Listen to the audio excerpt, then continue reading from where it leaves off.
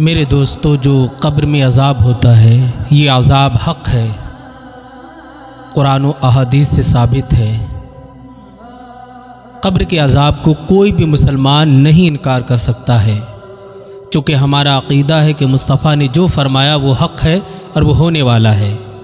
قبر میں جو انسان جاتا ہے، دنیا میں اس کے اعمال کی وجہ سے جو عذاب متعین ہوتا ہے وہ قبر میں اسے ملتا ہے، چاہے وہ بچھوؤں کی صورت میں ہو، سانپ، آگ یا دیگر عذابات جو قبر میں انسان کو ہوں گے۔ ایک مرتبہ مصطفیٰ جان رحمت صلی اللہ علیہ وسلم تشریف لے جا رہے اور آپ کے ساتھ آپ کے کچھ صحابہ تھے۔ ایک ایسے باغ سے میرے مصطفیٰ گزرے کہ جس خچر پر آپ سوار تھے، اگر نبی علیہ السلام نہ بیٹھے ہوتے اور کوئی ہوتا تو وہ خچر اپنے سوار کو گرا دیتا، لیکن میرے نبی علیہ السلام جلوہ فرما تھے تو جانور بھی جانتے ہیں یہ کائنات کے دولہا ہے، ان کے سامنے ادب سے پیش آنا چاہیے۔ وہ جانور جو تھا آقا علیہ السلام کے ادب میں اپنے ڈر اور خوف کو روکے رہا۔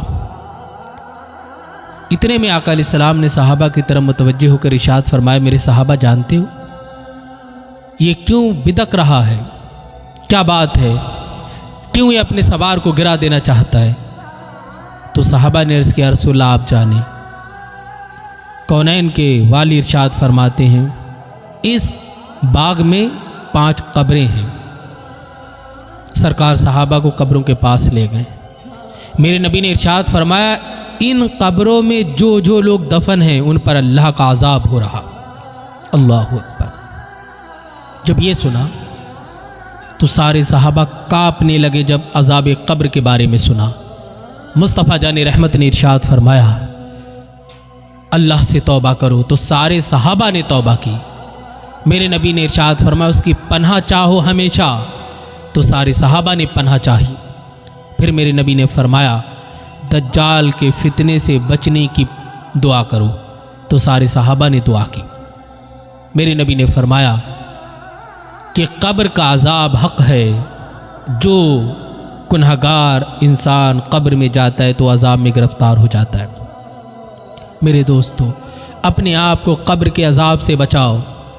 وہاں کے اندھیروں کو دیکھو، وہاں کی ویرانی، وہاں کی ٹوٹی ہوئی قبریں، دھسی ہوئی قبریں جو عبرت کا نشان بنی پڑی ہیں، اور اپنے دیکھنے والوں سے کہہ رہی ہے ایک دن تو بھی آئے گا۔ کن گناہوں پر سزا ہوتی قبر میں؟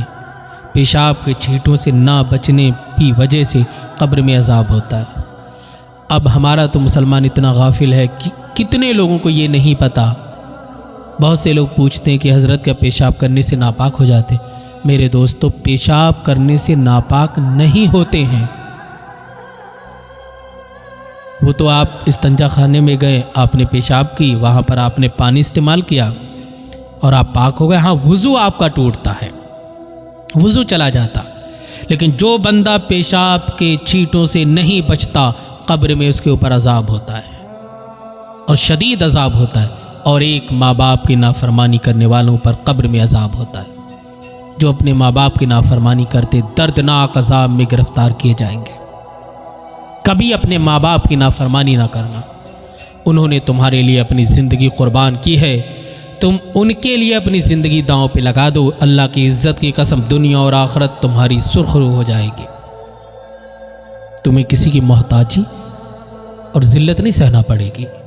جو اپنے والدین کے فرما بردار ہو جاتے، کائنات ان کی ہو جاتی، کیونکہ والدین کی رضا میں اللہ کی رضا ہے۔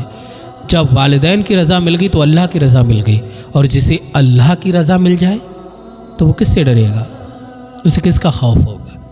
میرے دوستو، قبر کے عذاب سے اگر بچنا ہے تو گناہوں سے توبہ کرو، دنیا میں رہ کر کے نیک اعمال کرو، ہر اس چیز کو چھوڑ دو جو اللہ کو پسند نہیں، میرے مصطفیٰ کو پسند نہیں۔ اور میرے نبی تو تمہیں سب کچھ بتا کر کے دنیا میں کہیں، میرے صحابہ یہ کرنا یہ کرنا۔ پھر اگر تم بھٹکو تو یہ تمہاری ذلت و رسوائی ہے۔